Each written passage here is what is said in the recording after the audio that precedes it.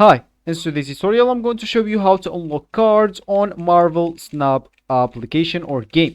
So first of all, of course, if you don't have Marvel Snap on your phone, all you need to do just go and download it through Play Store. If you're using an Android app store, if you're using an iPhone or any other store you could be possibly using, then all you need to do just go and of course open the application, then log in into your account. So of course, if you don't have an account, all you need to do just go and of course, as I said, log into your account. If you don't have it, just go and sign in. You can even sign in with the Gmail if you don't want to go through all the boring steps of creating your account. And of course, then just go and open the application as I'm going to do right now to follow this tutorial steps. So of course, if you want to actually play the game as well on your PC, you'll find out a video on how to do that on this channel. So just go check it out. So let's just go back to the idea of this video on how to get new cards. So with Marvel Snap being a card game, it's no surprise the core loop of the game is acquiring new cards.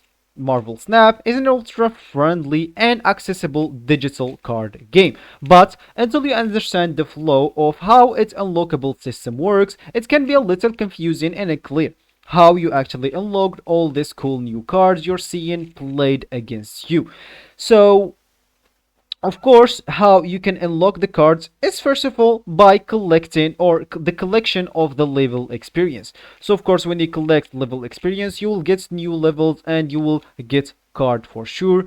And that is actually the basic way to get it. And of course, we have the battle pass or the season pass. So if you go here and you keep completing like the levels from here and upgrading it, as you can see, you will get new cards on the battle or the season pass as well. So this will be actually for this tutorial. I hope you like it. Thank you guys for watching and goodbye.